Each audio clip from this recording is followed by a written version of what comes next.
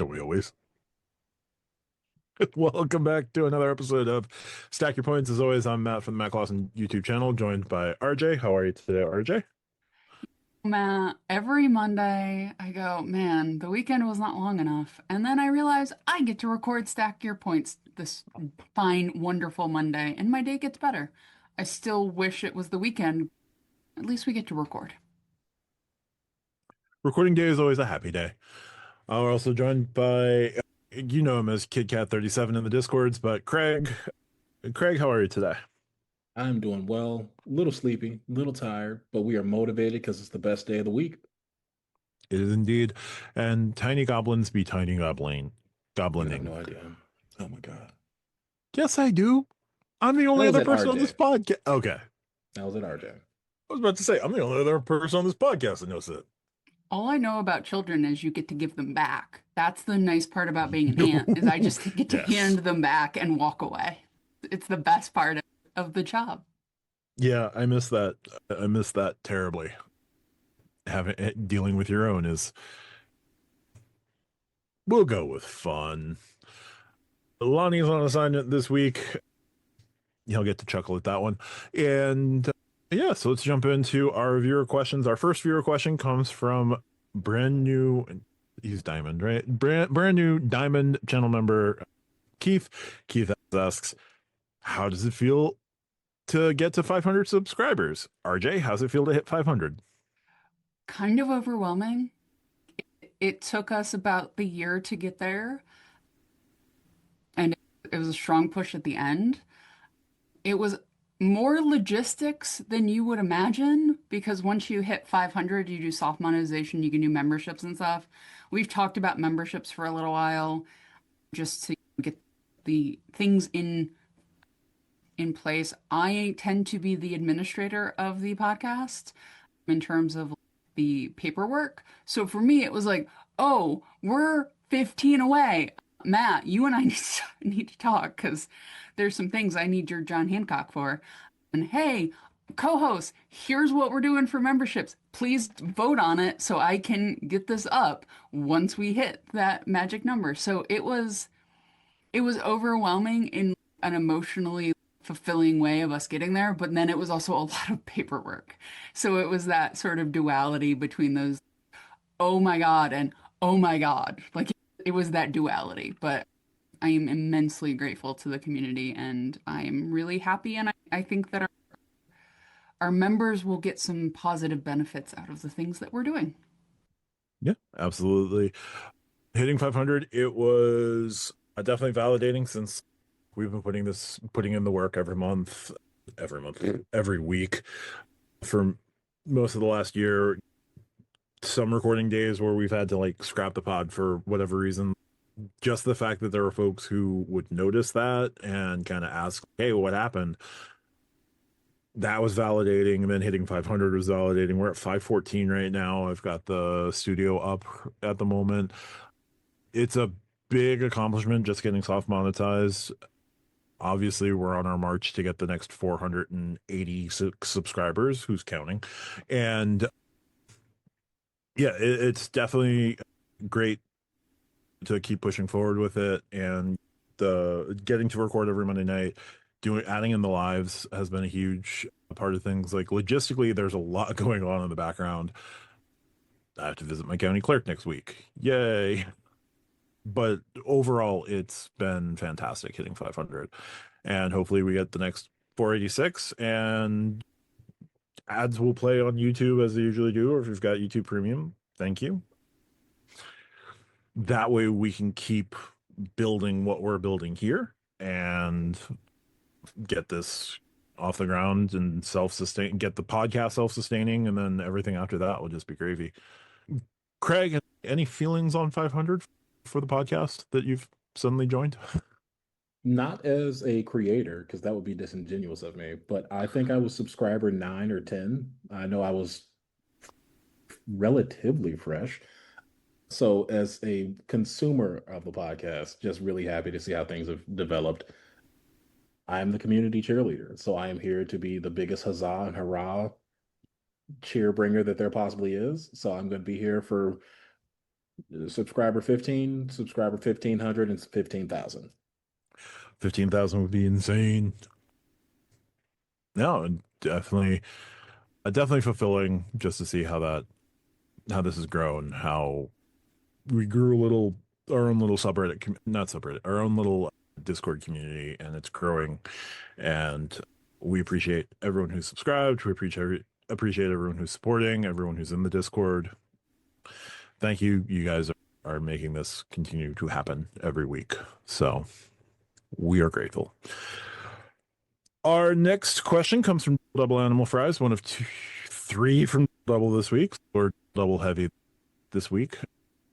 Double's first question is, what hobbies do you guys have outside of credit cards? Let me go first. I am a nerd in the sense of I'm in a fantasy baseball league. I am a member of a fantasy baseball league that has been running now for about 27 years.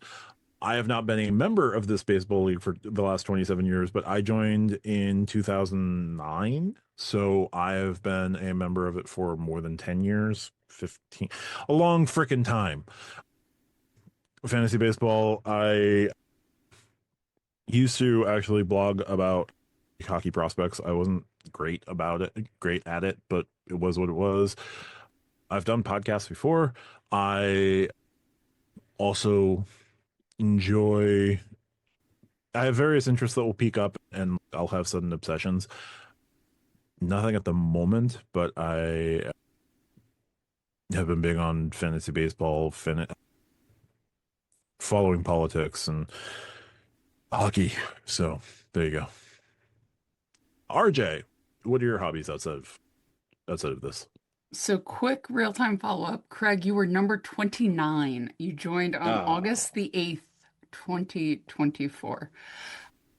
So I wanted to not shout even you out. single digit. I'm not a real fan. You're not in single digits. Fun enough, Matt was our first subscriber, which is very Yeah. funny to me. Matt, also member of our channel, which we'll get to later. But yeah, so for me, I am also a nerd at heart. I am a huge fantasy football fan. I like fantasy baseball, but there are just too many. I have to change too many things too often, and I can't. I love baseball, but because of how many sports I watch actively, I have to wait until after the All-Star break because if I had to go 150 plus games a year and care as deeply as I do after the All-Star break, I would in fact go insane. So once the All-Star break happens, I watch the Red Sox. They're my team, but I will start caring actively about the Red Sox much more after the All-Star break. I am a nerd in all of the ways of all of the Star Treks, which will become relevant in a couple of weeks. I am also a fan of records. I just got my first real record player. I got it set up. I'm very excited. I'm starting my record collecting journey. My stepdad has been collecting for 60 years, so I have a little bit of catch up to do on the breadth of collection. He has some originals that like blow my mind just because he was the right age to collect those at the time. Like all of the Fleetwood Mac originals he has that I can only find like the represses of. So he's got some really cool stuff. But I also, it's not something I suggest people do because health reasons, but I am a big fan of cigars, lighters, cutters. I collect all of that stuff. A lot of the show administration gets done at my local cigar bar on my iPad. So it is a thing. Look, I am far over 18 or 21 in New York now, and I I don't drink anymore, so you gotta have one terrible habit, and that is, I guess, mine. I'm a big fan of collecting. I do Funko Pops, Legos, things like that.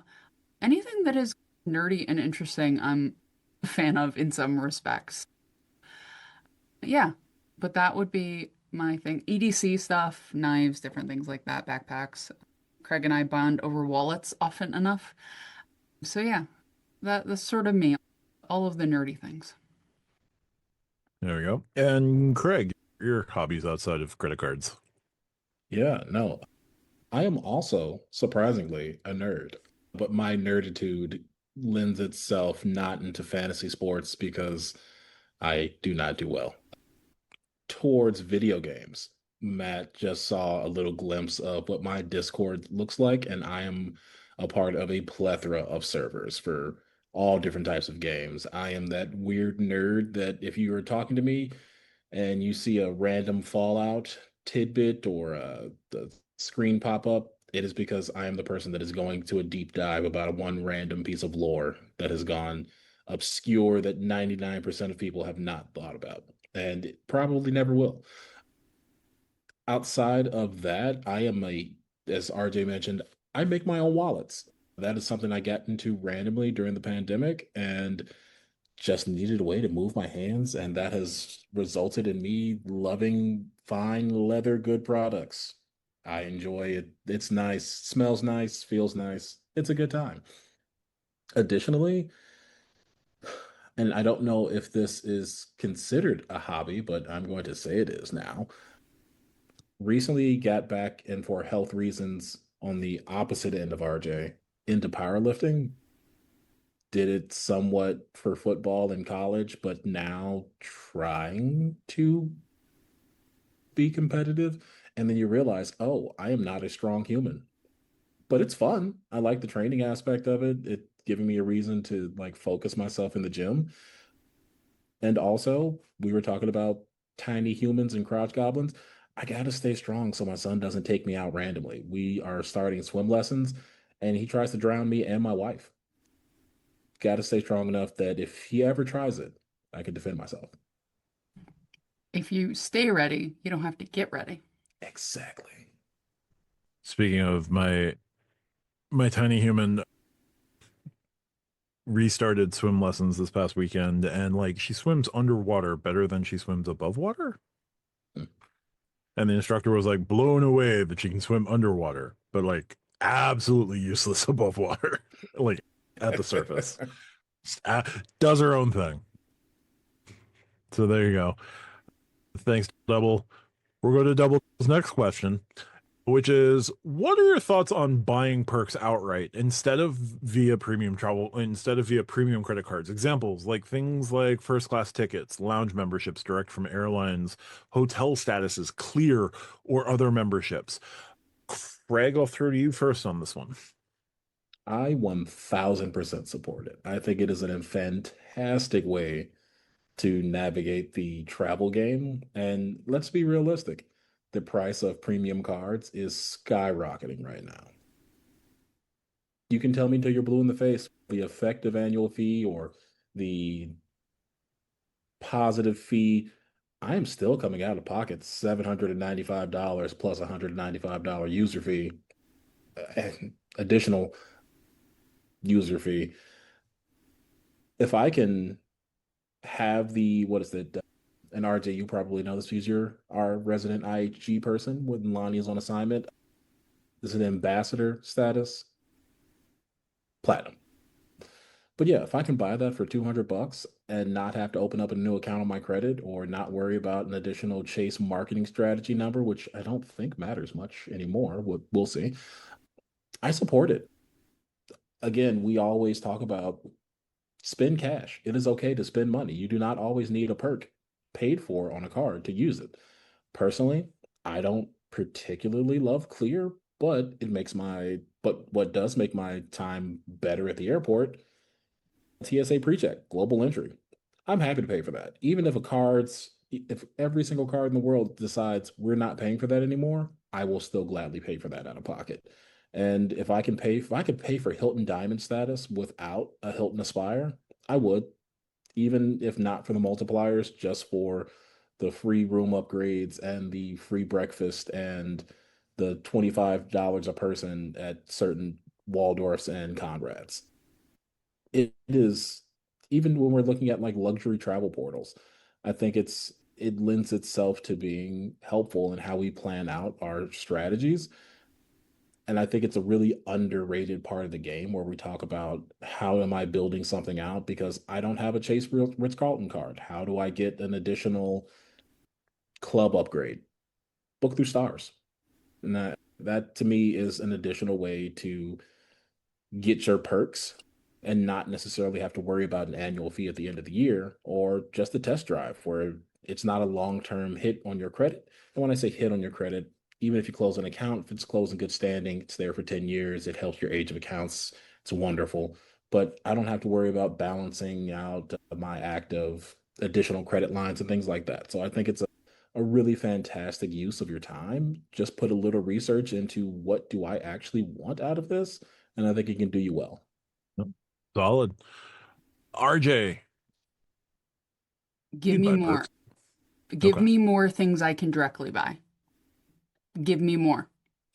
I have Clear. Now that they don't do biometrics like scan your iris, I am much less annoyed at Clear.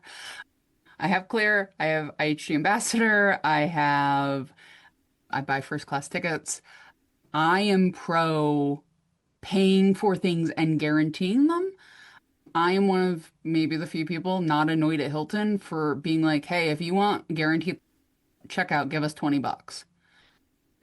I am not annoyed at that at all. Look, I get it. People feel like it was part of our status and they took it away. Yeah, but it was not guaranteed. If I can pay $20 and I am guaranteed something, I will give you $20 every time because I don't have to be like, if I ask for it and I ask this person, they're going to say no because they don't want to do the paperwork. But if I ask this other person who's already in the system, they're like, I don't want to do that. I want to hit a button and know that I'm getting the thing. I am fine with that for something like late checkout. So I am all for. If I could have 4 credit cards with multipliers I liked and not have to have 12 current credit cards, I would. Like, I don't need, if I could just buy Delta Silver or Delta Gold and not have to have credit cards for that, I would. Like, I would, even though I enjoy the companion passes, I would give up a companion pass just to buy Delta Gold and just be done with having to deal with that part of it and then just getting up to platinum or diamond on spend. Like, I am 100% fine with that. So for me, I am so far pro in just being able to buy perks outright. All, I wish things were more accessible to just buy outright. Even if even if they did it at a premium, the top end Hilton card, if they added $100 to that to get diamond outright because they're not getting the swipe fees from the cards. Or you had to have at least a surpass. You had to be gold some way to buy diamond. Like they can play those games and I would be fine with it. Because I would buy the statuses I want, not have to have a bunch of cards that I may like. I like my IHG card. I have the IHG Ambassador as well that gives me platinum both ways. The nice thing is I get the certificate at an Intercontinental. The problem is that 2 Intercontinentals are in Ohio, and I never need to go to Ohio to go to an Intercontinental. So, like, for me, I'm going to use them next year or use that certificate next year, but it does take a little bit of forethought, right? Boston has it. I go see Red Sox games. Cool. I will probably use it there 1 year. So for me, I am so far pro just being able to buy things outright that I am maybe on the more extreme end of I wish we could do it more. I really do because it just I think because it's like your job and health insurance being tied together, like it made sense at a certain point. It no longer should be that way. Like you should just be able to buy the thing you want outright. You should be able to buy Centurion access or Delta Lounge access and just not have to worry about having a card. And I know you can with the Delta Loungers. I don't think you can with Centurion. So I think you should just be able to. They would have to put some modifiers in place. You might have to have some form of an Amex card to upgrade to be able to get into a Centurion. Like, I'm fine with them playing those games. But yeah, pro, so strongly pro that I would if there was a protest I could go to protest for this, I would go. That's how pro I am in being able to just buy status. No, there you go. To the Um, surprise of no one, by the way. This no, surprises not a single one of our viewers. no. Not at all. I too would absolutely buy perks outright if I could buy hotel status. If the requirements are things like have access to our partners in some form or fashion, or have access to hold a card. If you held the World of Hyatt card for $95, it's not a particularly strong card, not a particularly good card. Yes, you get the free night certificate every year. You can pay $15,000 a year through the card to get an additional 6 nights on top of the 5 that you get. So you get Discoverist that way, but you already get Discoverist on the card and all of that. Like holding the card, and you can just pay an extra amount of money to just buy Globalist. Now, it would have to be, given the value of Globalist, it would have to be an obscene amount of money, but I would be fine paying that obscene amount of money just to get Globalist and not the stuff in between. I would gladly pay for at least Mosaic 1 every year from JetBlue, or I would pay for some form of airline status. If you need to have an airline card to make that happen, fine, whatever. I will do that little dance to satisfy the requirement. I'm someone who on this podcast was like, hey, I would pay Rewards Network money for me to hold for me to like just have one card access multiple of their dining programs. Like I hold the Sapphire Reserve. I want to get 3x Chase points. I want to get at least 3x Built points, 3x or 5x Hilton points, and the airline I'm choosing all on one Rewards Network subscription. I would pay Rewards Network some amount of money to get one loyalty program, one hotel program, and one airline program. I would pay whatever that would cost. It would probably be the highest possible tier you could do, but like Rewards Network should be doing this because there are people who would pay them money to do that. And if I am the only person on this planet who would do that, you're all wrong. You're lying to yourselves. And come with me to the happy place. Clear, I wouldn't necessarily pay for the Clear membership. I understand that it can have its value, but TSA PreCheck Global Entry, yeah, I'd pay for that all the time. Lounge memberships, I wouldn't pay directly for Priority Pass. There's other lounges out there that I would certainly pay for, whether it's directly from the airline or if Chase wanted to do something. I've also been someone who's, hey, Chase, those My Chase offers that you put on your co-brand cards, I would pay money to make that a subscription on my Chase personal cards because I don't have the co-branded cards where you target those. I would do that just so that I can get higher rewards for the spend that I want to do. I will pay you for more rewards. Now, I'm going to net out, I might net out negative, and that would be on me for messing that up, but I would pay for the opportunity gladly. Hell,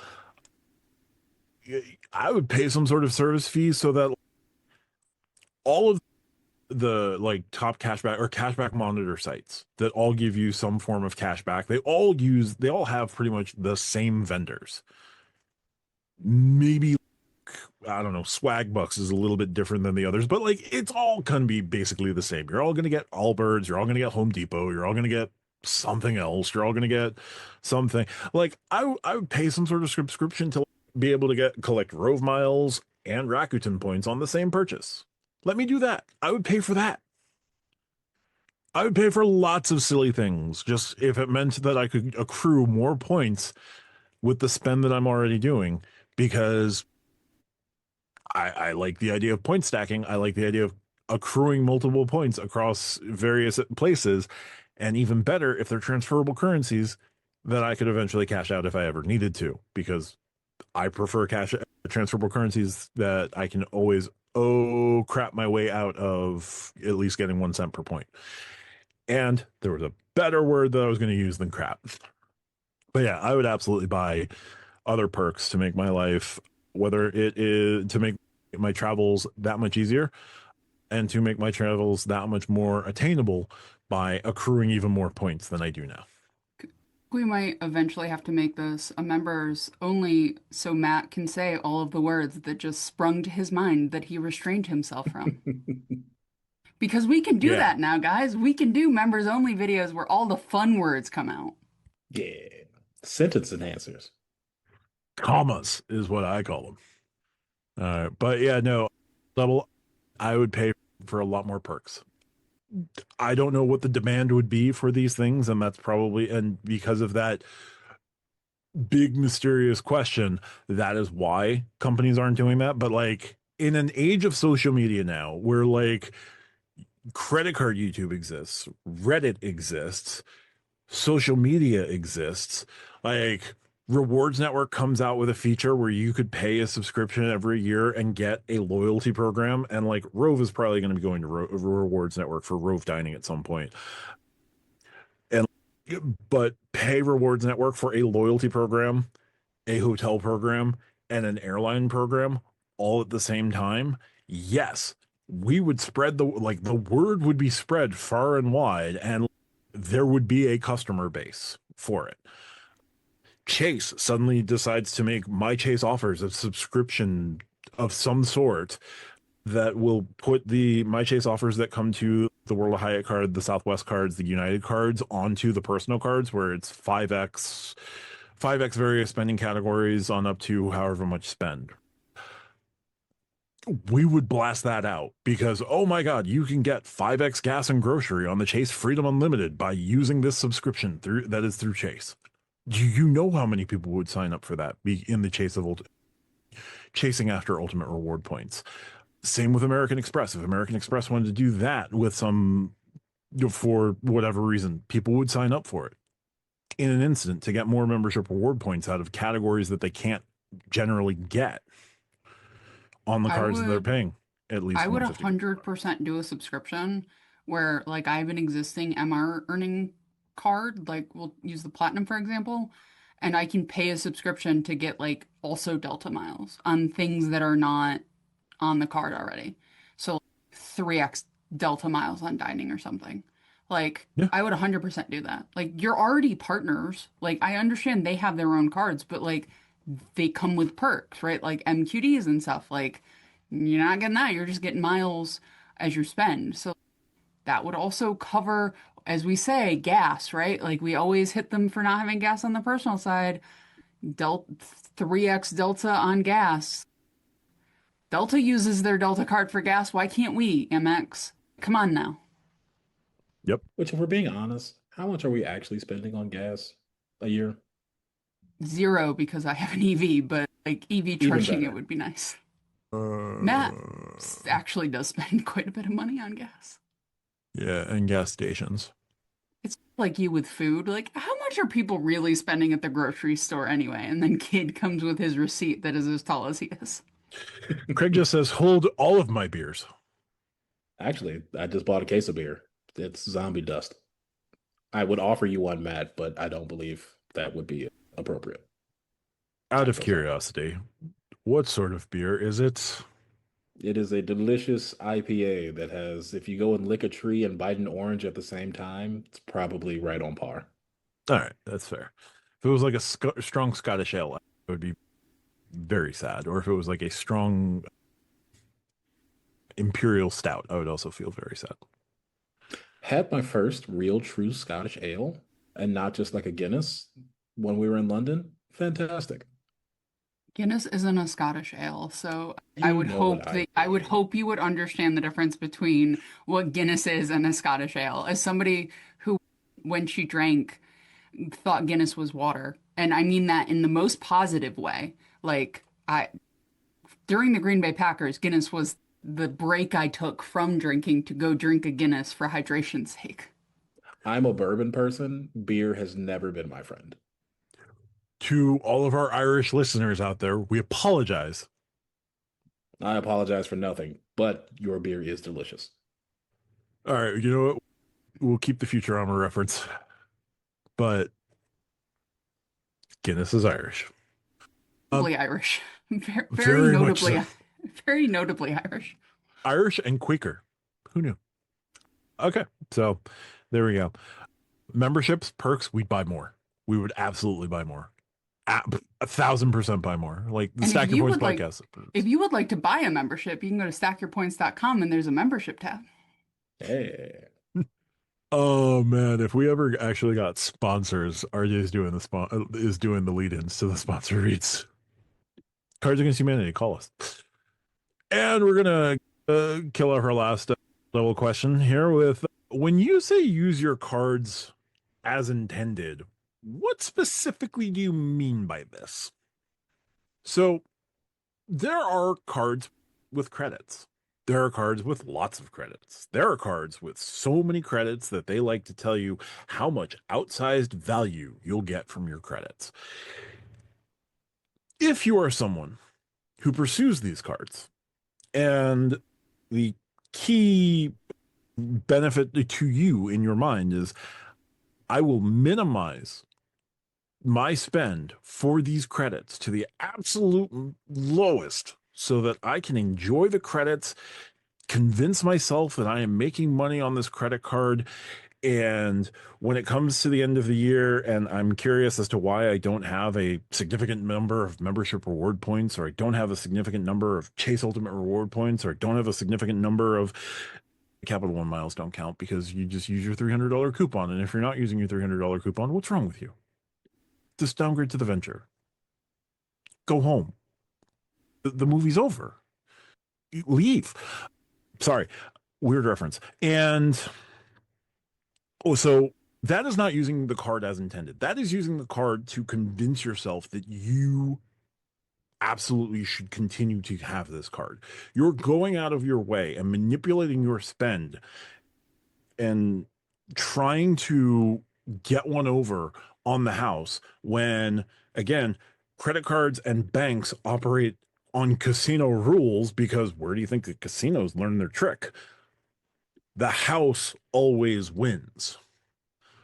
When you're minimizing your spend to that $10 pickup option to go pick up two Voodoo Rangers at Speedway with the $10 credit from DoorDash. No, I have not done this. No, I will never do this. But if this is your way of getting your $10 credit, minimizing the spend, if you weren't going to do that without the card, that's not using your card as intended. Using your card as intended is going out, and if you're still reaping the benefits that are listed, great. If you're organically using things like the Lyft credit every month and you do one or two rides on Lyft for, let's call it let's not call it that, adult socialization. Adult socialization. We'll call it that because you're just going to a bar. Forget that. You're going to the bar. You're going to the bar and you can't drive home. Lyft, one ride, save $10 a month with the Chase Sapphire Reserve. Boom. Uber, one ride, save an ungodly number of dollars depending on how many American Express cards you have attached to your Uber account. You just have to pay with one Uber card. One Uber card has to be the payment card, but like all the Uber benefits are there when you use that one card. That's using your card as intended. Manipulating your way around the credits to convince yourself that you get full benefit out of the credits is not using your card as intended. Like making your first travel purchase on the Sapphire Reserve exactly $300. Why? That is typically for me what I mean when I say use your cards as intended. Just use the cards. Stop overthinking it. Just do the thing. Other things would just be like, hey, you have the Wells Fargo autograph card. That is a travel, transit, dining card and streaming here and there. What should be your primary, if that is your main card for that, what should be the first card you pull out if you're at a gas station or at the train station or booking flights? It would be that card. You'll have other cards that also have travel eventually, but that would be the main card for those things. I've gone on long enough and filibustered. RJ, how do you define using your cards as intended? So I agree with the things that you pointed out. I would also say oh, if I book this flight and then cancel it, I get all of that money into like my United Travel Bank or whatever. So people will do it and then they'll wait a certain number of days and then they'll cancel. And then if it doesn't show up there, they'll call customer service and beg, borrow, and steal to try to get them to like do whatever they have to do on the back end. They'll make up stories about dead relatives or whatever. That is not using your card as intended. Also, you're being a jackass to the customer service rep who has to deal with you. And I understand that we don't like the answer, hang up, call again is propagated, but like they track that stuff. Like things get broken because people do that. I understand it might work for you, but give it a year and it probably won't work for you anymore because you're propagating the stuff on Reddit or wherever. That's how patches get fixed is people talk about them. So if you have to hack 7 things and you're like, yeah, but I'm not going to let the bank take $1 more of my annual fee, why are you paying it? If you have to spend, if your part-time job is figuring out how to quote maximize your credit cards and you're miserable, if you like it, fine. But if you're miserable and hate having to do this and talk about how credit cards are just coupon books and you hate it, just go with different cards, man. Just go with some Hilton cards. Hilton cards are the easiest cards in the known universe to use. You got a couple of go stay at a Hilton or go to dinner at a Hilton. There's a Hilton that I go to. They have the most amazing cheeseburgers with like bacon onion jam on them. They're sliders. They're incredible. I will take an hour off of work to go there if I'm flying out early the next morning to make sure I am there before dinner service closes so I can get these cheeseburgers. Like it's worth an hour of PTO just to get these cheeseburgers. And guess what? It's a Hilton restaurant. Code says Hilton. So I'm getting my credit either there, and I have 2 Hilton cards with, actually I have 3 right now. I will have 2 soon. With Hilton credits, so I can use one for dinner, use one to book the hotel using my credits. Like using your credit at a Hilton restaurant is not, but getting 19 gift cards and now Hilton can't give anybody a gift card is not using your card as intended. I get it. You don't like the coupon book, but guess what? Coupon books are not intended for you to have 15 cards. They're set up because most people have 1 to say 5 cards. So the reason that you have so many coupons is because you choose to have this many cards. That is a choice you made. The banks did not, quote, make you get that many cards. Because if you had a 2% or 2x catch-all and a couple of cards to 3, 4, or 5% on different things, that's all you need, quote, need. So you making your life harder is not using your cards as intended. You're just trying to feel like you're smarter than everybody else by hacking your way to breaking things for other people. That is my definition. Thank you. Before I throw to Craig, real quick, join me on camera B. If you're that person who is trying to minimize everything to get every single cent out of the coupons, you know what you're doing? You're adding to American Express's or soon Chase's bottom line for the sales of these credits and continuing to propagate the coupon book that you claim to hate. If you don't want coupons, do not use the coupons. Do not minimize your spend to the absolute bare minimum so that you're getting one over on the bank, because the bank counts that as a sale. And the more sales that they're getting and the more service fees that they're getting, the more likely they are to add more coupons to the cards that you love. Matt, I'm not using the Equinox credit. You can't make me. That's fine. I'm not going to be going out of my way to grab the Peloton credit every month. But if you're someone who makes minimizing your card's annual fee and maximizing the amount back to you as your part-time job, and you're making that because you enjoy it, you enjoy making life miserable for everyone else, and you're not getting anything over on the banks. I resume to Craig. Hi. So before I give my answer, I want to give a disclaimer for one thing. For all the people out there, it is not influencers that are the ones that are ruining credit cards for you. I am so absolutely tired of seeing that across Discords and Reddit threads. Influencers are not the ones that are ruining it. And if it is, let's just be realistic. There are maybe 6 people in our community that have over 100,000 subs. I'm And not one of them. even them, they are not the ones that are going into the nitty-gritty, deep, dark stuff that you all are doing in these Reddit threads. Because for anyone that didn't know, again, 5-star general, the big back army over here, I spend an absolute ton on groceries every single year. I have been in Reddit threads where people are trying to show me how to liquidate the Amex Gold dining credit through Grubhub, through all these wonderful ways. Let me assure you, I have better things to worry about than trying to liquidate a $10 a month credit through customer service calls and price matching and all these other things. I do not care. I'll be realistic. I have 2 gold cards right now. I've outside of the Uber credit, have not, and the Dunkin' Donuts credit on one, haven't touched a single Grubhub credit on that card. And don't plan to because I plan on product changing it to a gold card, a green card, now that my CSR is going away with my general travel. The second thing, some things just aren't for you. When the Hilton Surpass originally made its change back in 2024, was it 24 or 23? Late 23, early 24, one of those.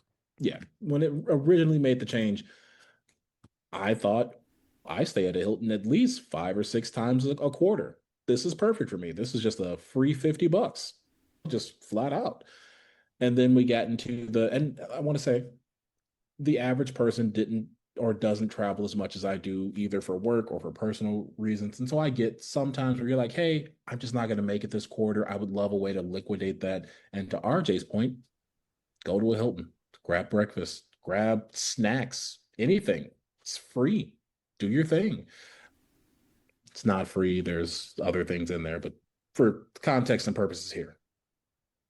But now when we're talking about, hey, what do you mean you won't take my 6 Hilton gift cards because I only stay at a Hilton once every 3 years and I have them stacked up?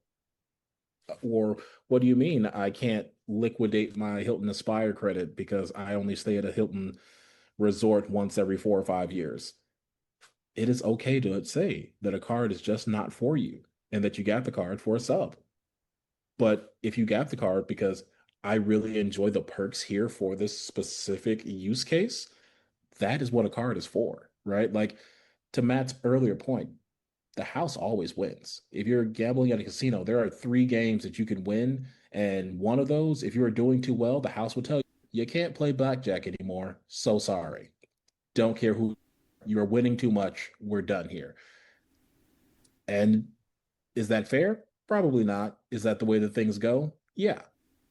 And so I just, it is a constant, it constantly baffles me when I see people concerning themselves with, and I get it. We are a game of margins with points and miles and everything else. And we are our whole premise, not for me. Yes, saving money is an important part of it, but it is not the primary part. To RJ and to Lonnie's point throughout this podcast, I will gladly skip out on cents per point if it means that my family can have a good time, right? I do not care how many cent per point I am getting. If my family or my wife or my kid can look back at this and say, I had a good time, dad or husband or insert blank friend, awesome. Does that mean that I'll get to use prime example? Again, I should be the absolute target for the gold card. Didn't use $9 of my Resi credit on one of those cards today, this past 6 months.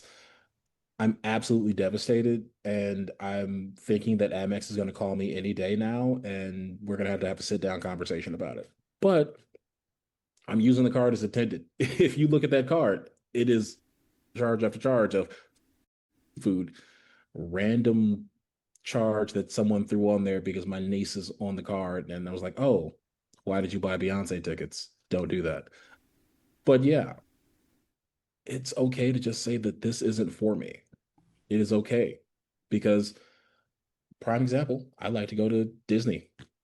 There are Disney resorts all over the place that are Hiltons. If I didn't, there's no reason for me to worry about having to save $400 a year on the Hilton Aspire credit.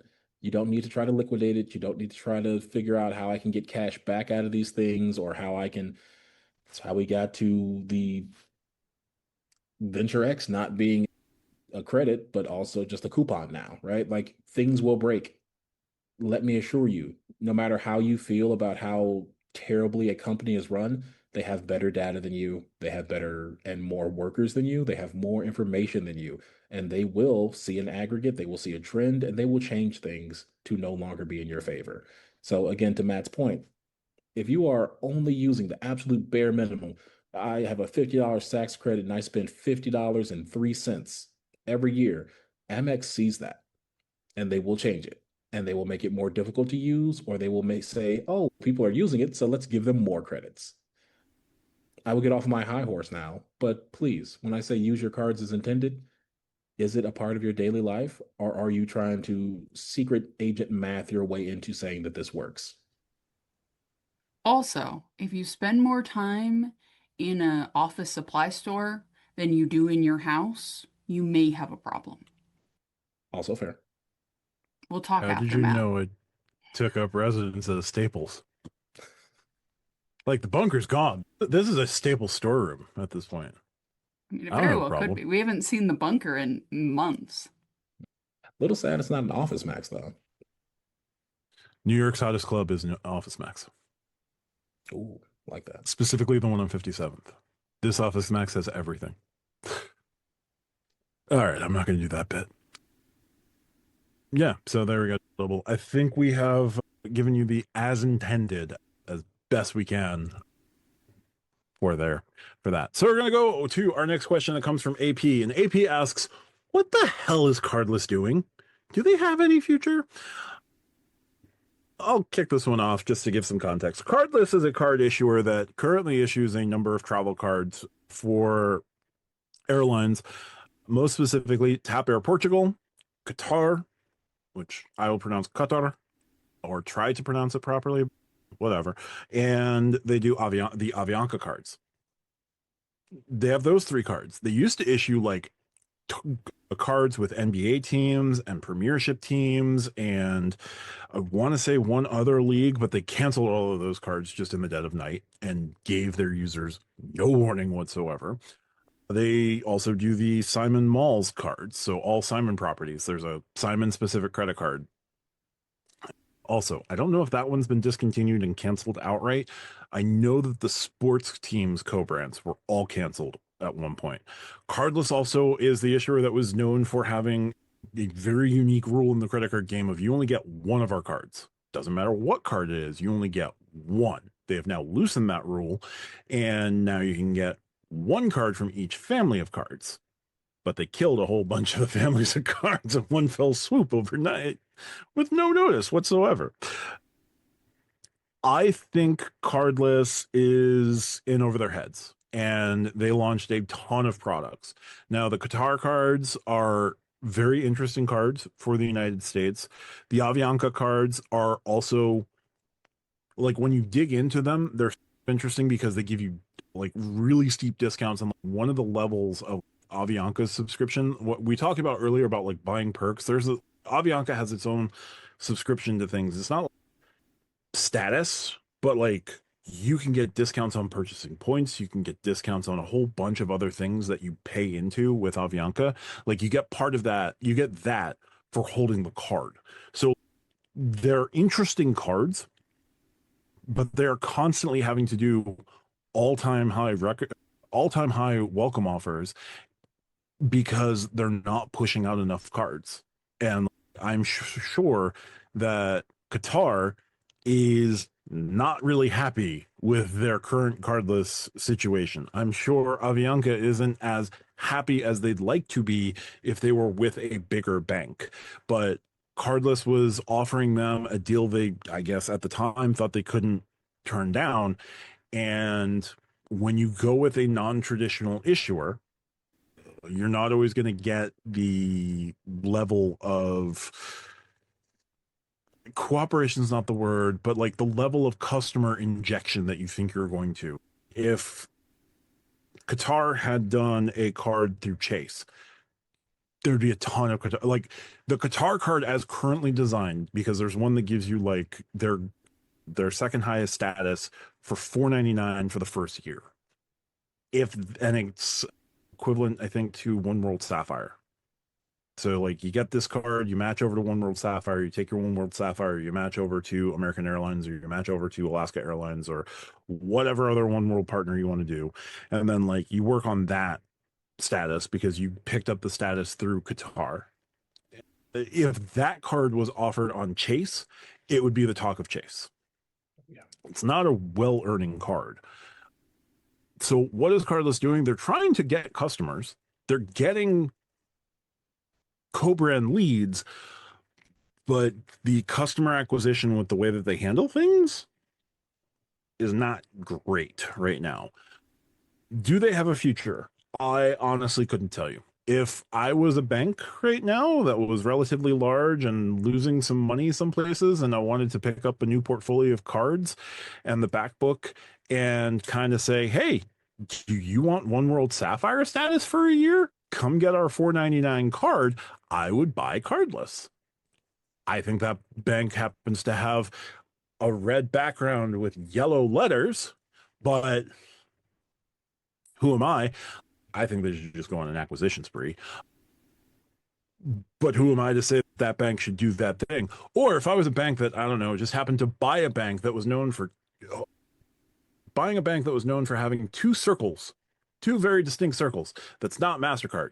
Actually, no, Discover's not that. But if I just bought Discover, I would also want to buy Cardless. If I'm a bank that only works on Sundays, that only wakes up on Sunday morning and then falls asleep on Sunday afternoon, not to be seen for another week, I would try to buy Cardless to at least get that portfolio of cards into my network. Do they have a future? I think they have a future as an acquisition target. I don't think they have much of a future standing alone. If I remember correctly, they issue their cards through Coastal Community Bank. There's only so far you can go with Coastal Community. Coastal Community is also not well known for their customer service, and Cardless is also known for shutting down cards unexpectedly in the middle of the night. With that, Craig, what the hell is Cardless doing, and do they have a future? I'm going to bow out because, Matt, I cannot follow that up. That was far more in detail and in depth than I could possibly give you. All I will say is I have never had a cardless card. I have no intention of getting an Avianca card or a Qatar card or Qatar. I apologize. My Arabic is not up to standard. It's Qatar. Qatar. It's yeah, that's the closest I can get. I apologize. I have failed two very different cultures today in both these podcasts. But with that said, I nothing they have is interesting to me. I will say One World Sapphire, super powerful, but I get that through my AA status, and I get One World Emerald. So, nothing here for me to contribute. So I'm going to pass things back to you. No, that's fair. RJ, any other thoughts here? I think it's very hard not to be one of the major issuers. And I think any issuer, cardless included, who's not one of the big fish, and like the synchronies of the world are getting up into that level just because of the breadth of cards they have, whether you like them or not. They just have so many cards. Like, it's hard. It is hard to be small in this industry, right? Capital One is 24-ish years old and they have managed it. But how many card issuers that formed around the time of Capital One have made it that big? None. And since, not really. Built, maybe, but Built is also in a weird position where they're not really their own thing. They are so intertwined with Wells Fargo. Poorly at times, but they are. So I think it's just hard to be small. It's hard to not be Chase, American Express, Capital One, Wells Fargo, Bank of America, Barclays, like even Barclays, right? Like they are in a much stronger position. If you say Barclays, more people are going to know. If you say cardless outside of credit card discords, like, wait, you have a card that's less? Like, nobody's going to know what you're talking about. So I think that part of the problem is if you're small, really you're trying to get big enough to be bought. Like to Matt's point, you're not actually trying to be your own thing. And I think Cardless is a prime target for acquisition. Yes. Yes.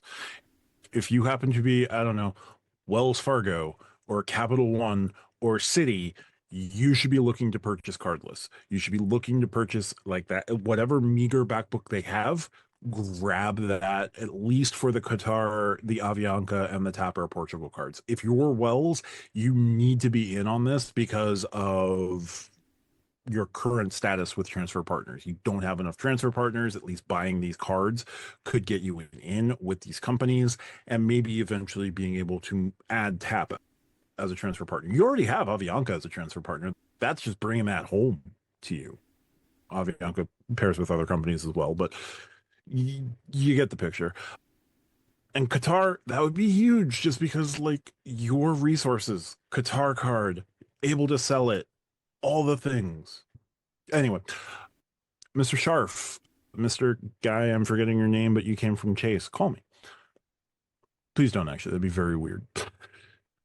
We'll go to our last question. It comes from Rock John, who asks, if Marriott were to go full Amex in 2035, how do you think the transition will go? Will it be more like Costco going from Amex to Citi, where we'll be issued new cards, or will people be grandfathered with their existing cards under Chase?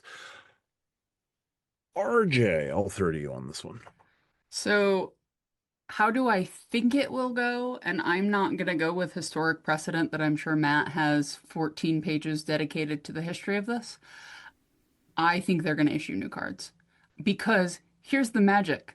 American Express has their own payment network. Guess what American Express wants you to do? Swipe their card. Guess what is not going to happen if it says Chase and Visa or MasterCard on there? Amex gonna get that cut. Amex will do like you think like Capital One buying Discover like American Express pioneered this. Like they are you will have an American Express logo on your card if it's an American Express card.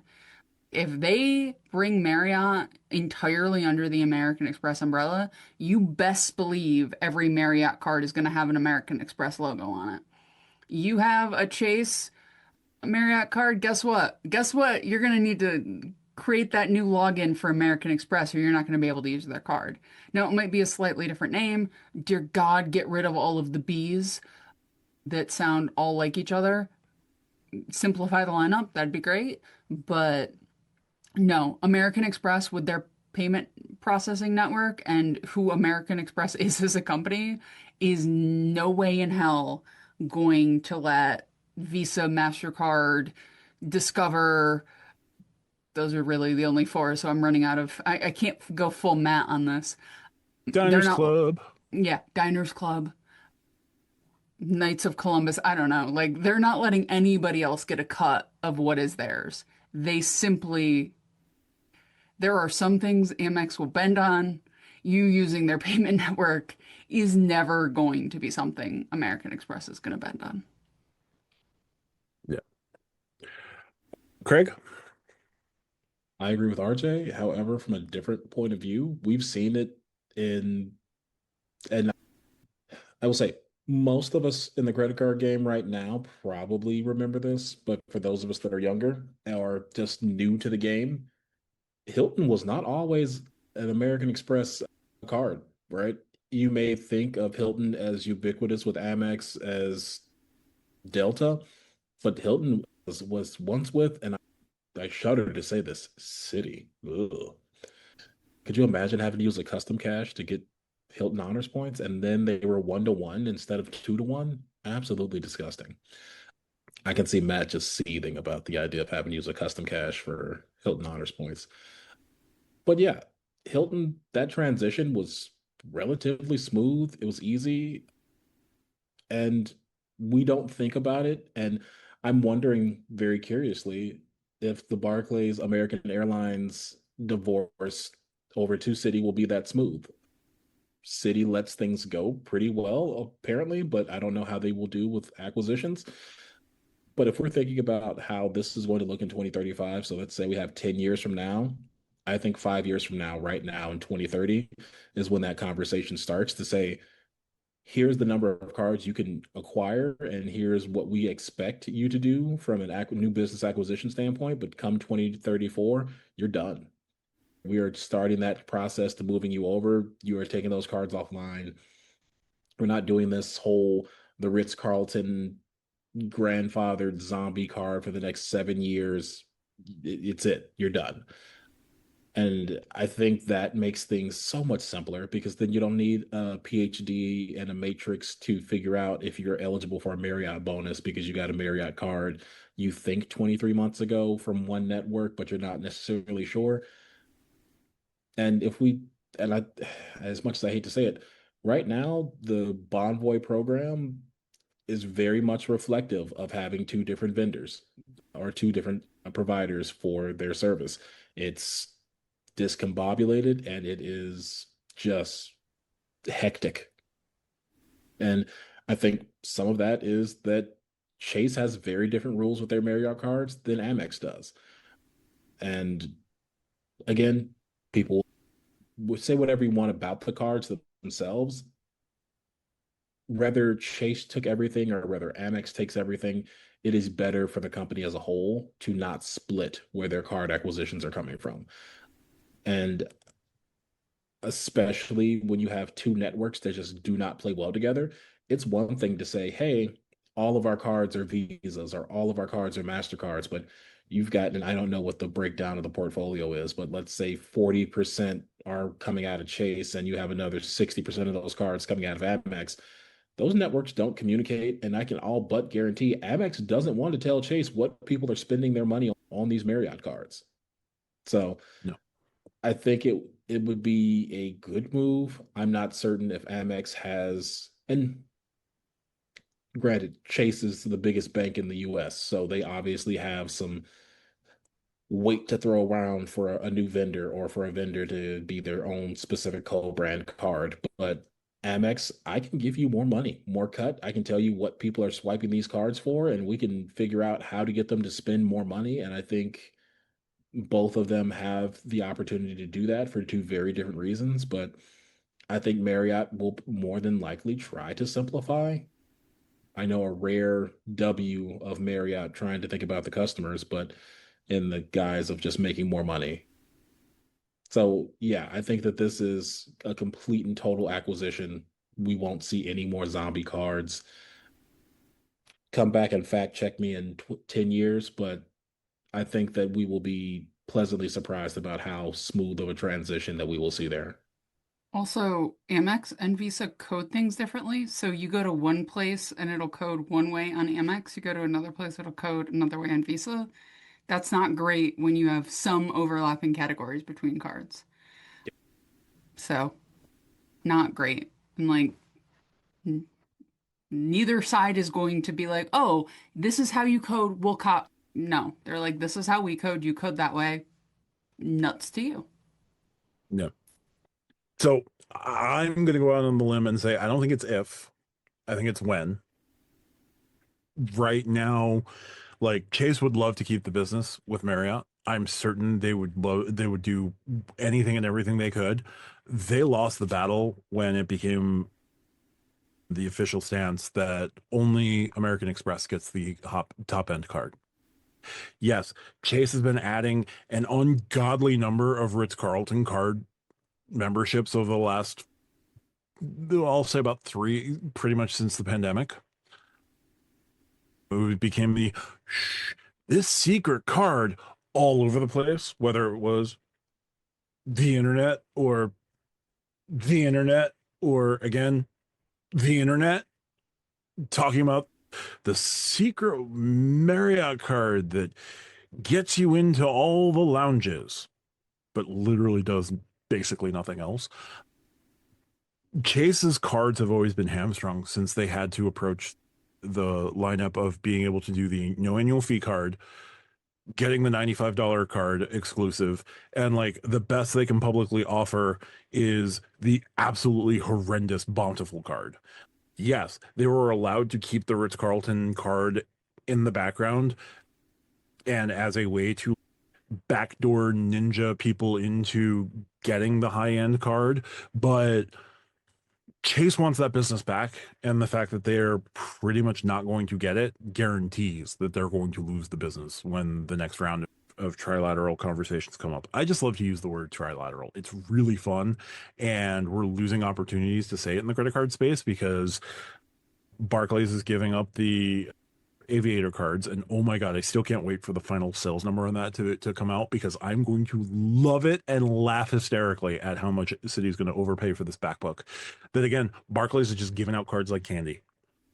Anyway, before I get too sidetracked on that one, when it goes to full Amex, your cards will likely carry over and you'll be issued a card, probably be issued a card relatively close to what you have. Like Amex will announce a 90 or bring the American Express Marriott card, the 90 their $95 card that is not publicly available.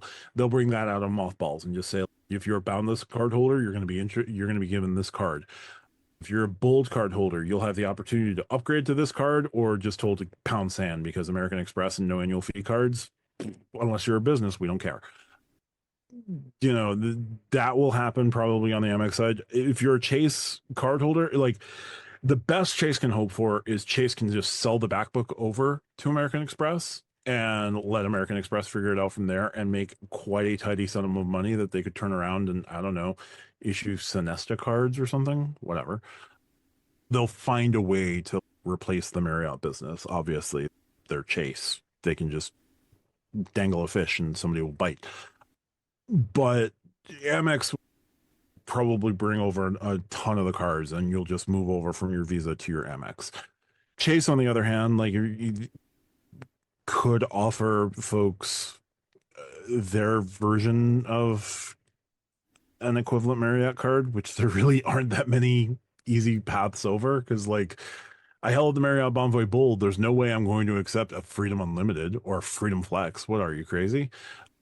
Everything's probably going over to Amex. And it makes more sense for Chase to sell the back book. And we're probably going to start hearing rumors of Chase selling the back book 2033, probably like H2 of 2033, because I don't think this deal is getting done to like the deal is getting done to move to one issuer.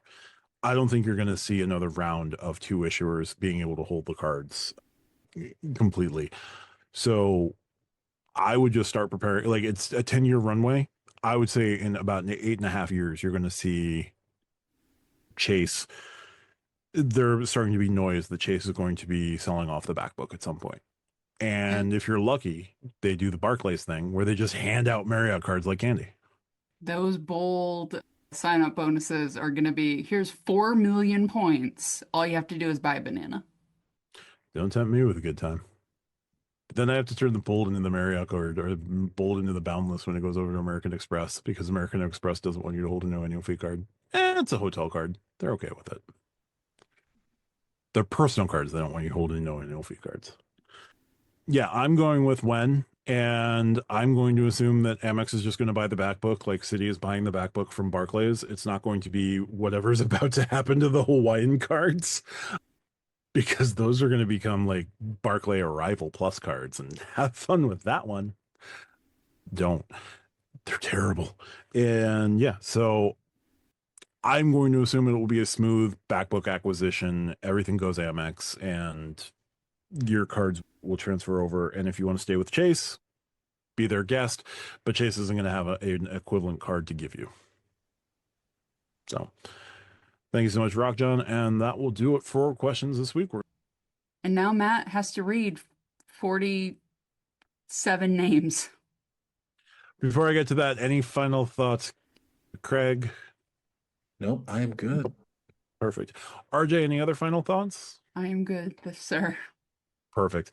And you can check us out at stackyourpoints.com. membership, anything you need for the Stack Your Points universe. It's not a cinematic universe, don't ask. Anything you need for the Stack Your Points universe is at stackyourpoints.com. Check that out. All of our videos will be there. Membership, contact us, all there. Link to the Discord, everything you need right there. We have a new feature as we have gained soft monetization. We have memberships now on the YouTube channel. We have 3 levels of membership. You have silver, gold, and diamond. Sorry. We just basically stole it from Hilton. Our diamond members are AP, Double Animal Fries, Keith, Mitch 528, and Rupert Pond, or Rupert Pond.